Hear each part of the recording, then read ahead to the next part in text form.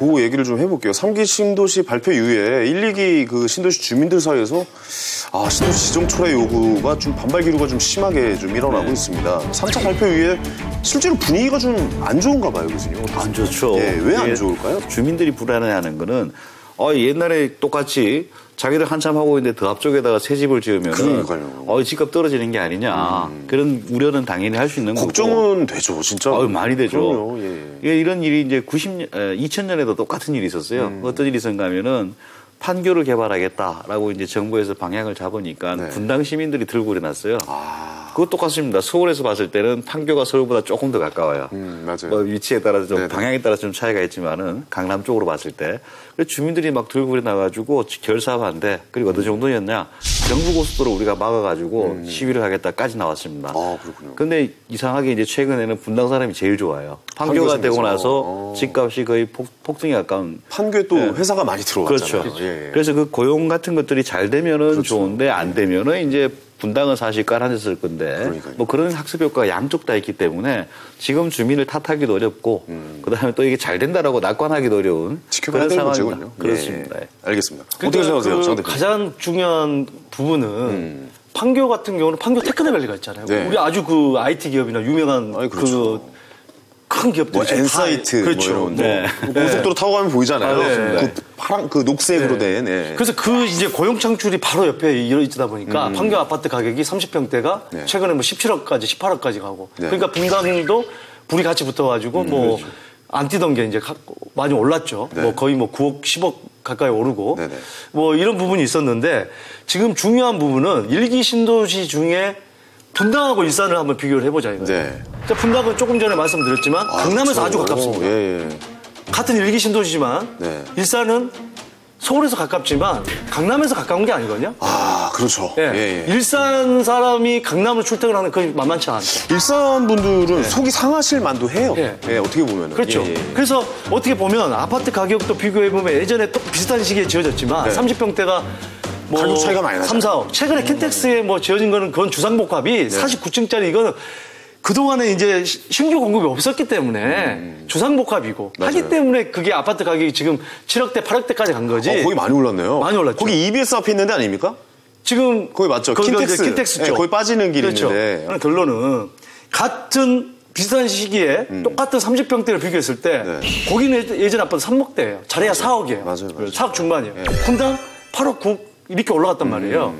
같은 1, 2기 신도시면 강남의 접근성에 따라서 이렇게 아파트 가격이 2배에도 차이가 난다는 거예요. 자, 그런 것처럼 특히 강남에 가깝고 분당은 또 판교 테크노밸리는 고용 창출이 바로 옆에서 이루어졌고. 근데 지금 문제점은 3기 신도시를 발표하고 나서 정부에서 40% 정도를 이제 자정용지로 기업들을 이전시키겠다 하는데 과연 그게 그 정부의 의지대로 그렇게 될지 이게 지금 관건일 것 같습니다. 이건 어차피 좀 시간이 지나고 나서 이제 결과를 좀 지켜봐야 될 문제이긴 한데 일산 주민들 입장에서는 아니 분당이랑 같이 우리가 지었는데 속상할만 하죠. 그리고 또 더 가까이 있는 곳에 아파트가 또 들어선다니 이거 좀 반발이 있는 건 당연한 것 같기도 하고 제가 솔직히 말씀드리면 이제 저랑 좀 친한 이제 방송하시는 분이 그쪽에 살아요. 왜냐면 이제 방송국들이 이제 일산에 일산에 연예인들이 많이 살아요. 많이 살죠. 왜냐면 상암동에 이제 가까우니까 그리고 가격이 좀 상대적으로 서울에 비해서 좀 저렴한 편이고 이러다 보니까 근데 지금 아이들 교육 때문에 이제 서울로 들어오려고 하는데 지금 한 2, 3천만 원 가격을 낮게 불렀는데도 지금 거래가 아예 안 된다고 합니다. 많이 속상해 하더라고요. 요런 약간 좀 개인적인 개인적이라기보다도 약간 그 상황을 좀 말씀드렸고. 근데 반발이 좀 거세지다 보니까 김현미 장관이 아까 말씀하셨다시피 대책을 내놓으셨어요. 근데 또 이 대책이 다시 논란이 되고 있습니다. 이게 어떻게 된 겁니까? 좀 설명 좀 부탁드리겠습니다. 그 대책은 이제 그 교통 같은 것들을 차질 없이 그 정해진 기간까지 조기에 하겠다라고 하는 건데 그 발표 직전에 이제 국토부가 발표를 했는데 기재부가 기획재정부가 우리 협의가 없었다. 그런 해프닝도 있었고 그리고 과거에 보면은 정부에서 하는 사업 중에서 대통령이 관심 있는 사업 한두 개를 제외하고는 기간 내에 된 적이 거의 없습니다. 우리가 신도시를 만들고 할 때 기업 용지, 자정 용지를 배치했는데 자정 용지를 많이 배치한다 해서 기업이 오는 게 아니에요. 이게 기업이 들어올 정도로 이제 싸게 공급하고 혜택이 있어야 들어오는 거예요. 그렇죠. 판교가 잘 된 거는 위치가 좋았다가 첫 번째지만은 처음에 입주한 기업들한테는 땅을 거의 한 50% 할인해서 줬습니다. 아, 그래요? 그러니까 잘 된 거죠. 네네네. 거기에 이제 세계적 연구소를 유치하려고 파스텔 연구소입니다. 세계적 연구소니까. 네네. 그건 땅도 공짜로 주고 건물도 지어줬어요. 그 정도까지 해줘서 이제 법인세도 굉장히 인하해주고. 그렇죠. 뭐 이런 개념 아니겠습니까? 근데 그걸 그런 식으로 해줬는데 과연 3기 신도시에서 그런 수법을 할 수 있겠느냐. 쉽지 않을 것 같아요. 예. 예. 그래서 주민들이 불안해하고 이런 불안이 이제 정부에 전달이 잘 돼서 특단의 대책으로 기업들을 유치한다면은 상당 부분 해소는 할 수 있는데 그건 지켜봐야 될 문제 같습니다. 알겠습니다. 김현미 장관이 어떻게 좀 비전을 제시한 건지 정현석 대표님 좀 설명 좀 해주세요. 예.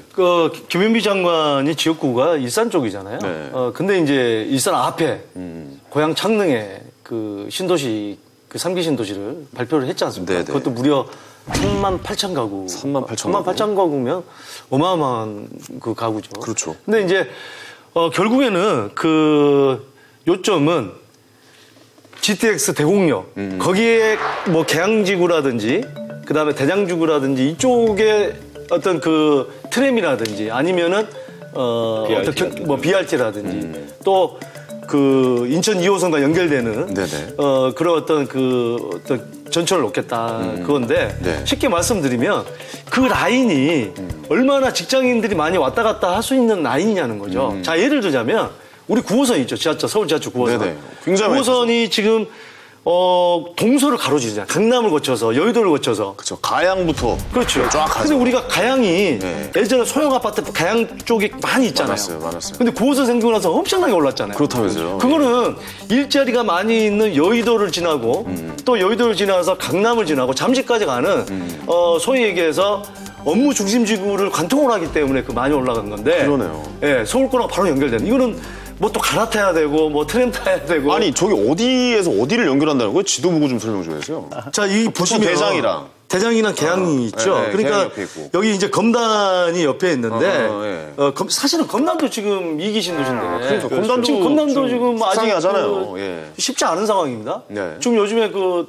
뉴스를 보면 계속 미분양 났니 뭐 하니 하는 게 그러니까요. 바로 이거 신도시 발표에서 그런 이유가 아닙니까? 그리고 지금 파주도 그렇고 검단도 그렇고 아직 전철에 안 들어와 있잖아요. 그렇죠. 아직 완료가 안 됐죠. 그러니까 뭐 파주도 뭐 GTX A 노선이 발표를 했지만 그건 뭐 시간이 많이 걸리고 운정신도시 그쪽 얘기하는 거잖아요. 그렇죠. 3호선도 지금 그 대화역까지 와 있는 걸 또 다시 연결하겠다고 하고 그래서 그런 문제가 있는데 자 여기서 이렇게 끌고 가는 거는 그 두 개를 연결하겠다는 거예요? 그렇죠. 그러니까 여기 이제 뭐 밑에 쪽 같은 경우는 이제 지하철 2호선이나 연결을 해서 여기서 세전력 가는 게 있어요. 네네네. 그 은평구 쪽 세전역에 가는 서부선을 연결을 해서 다시 또 여기 대곡역이나 이쪽 그래서 대장역이 창릉지구에 또 전철역을 하나 놓고 뭐 이런 계획들인데 이 라인을 보면은 업무지구가 있는 라인들이 아니라는 거예요. 근데 주변에 지금 발표된 게 다 자족 용지를 해서 기업들을 많이 유치를 한다고 하는데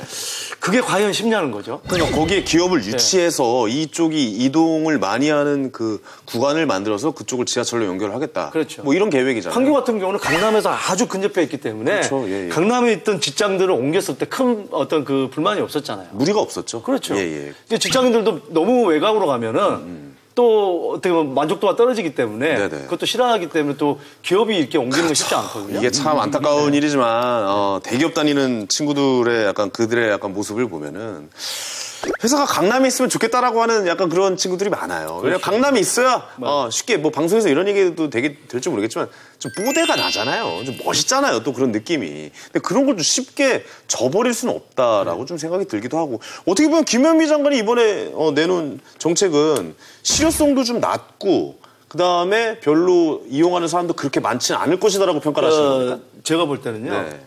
이런 게 있습니다. 지금 최근에 작년 2018년에 9.13 대책가 아주 강력했습니다. 양도세 그동안 그 주택임대사업자에 대한 그 아주 혜택 그 혜택을 거의 뭐 없지는 않지만 많은 부분 없앴고요. 그렇죠. 또 다주택자들의 그 2017년대 발표에서 4월 1일부터 작년 4월 1일부터 다주택자 양도세 중과를 했는데 먹히지 않았다는 얘기예요. 그래서 9.13에서 강력한 걸 내놨죠. 지금 가장 실무에서 집을 살려고 하는 분들이 안 되는 부분이 대출이 안 나옵니다. 아, 대출이 안 나옵니다. 우리가 뭐 그 조정 대상 지역에 LTV 뭐 DTI 40% 이렇게 얘기는 하지만 네. 실질적으로 대출을 하려다 보면 DSR 적용하다 보면 거의 대출이 안 나온다고 그래요. 그래서 그런 부분 때문에 거의 이제 시장이 조금 이렇게 잡혀가는 듯하고 정부도 좀 자신감을 내비쳤죠. 네네. 근데 최근에 또 다시 강남 재건축을 해서 조금 꿈틀대는 기미가 보였어요. 아, 그래요? 다시 올라가 반등하는. 네네. 뭐 예를 들자면은 강남을 대표하는 재건축의 한 4,500세대, 5,000세대 가까이 되는 음마. 네. 음마 아파트 같은 경우 가격이 좀 올랐나요? 31평형이 뭐 18억, 9억 뭐 이렇게 올라가다가 네네. 지금 뭐 15억, 16억 이게 떨어졌단 말이에요. 한 2, 3억 정도가 떨어졌어요. 네네. 그러다가 다시 한 1, 2억이 또 올라왔어요. 아니, 그럼 이게 또 반등이 시작된 거 아니냐? 약간 그래서 이런 그런 의견이 있잖아요. 기미가 보이고 해서 또 여러 가지 그런 점에 볼 때 제가 볼 때 그래서 심리적으로 부동산은 이 심리적인 게 중요하잖아요. 있죠. 자, 우리 이렇게 많은 아파트를 공급할 거야. 니네 집 살 사람들 무리하지 말고 기다려서 이거 분양받아. 또 투자하는 사람들 니네 돈 못 벌 거야. 이걸 갖다가 시장에 시그널을 던져준 거죠. 제가 볼 때는. 아, 그리고 이게 진짜 실현이 있든 없든 간에 일단 심리적으로 일단 죽이고 보자. 네, 그렇군요.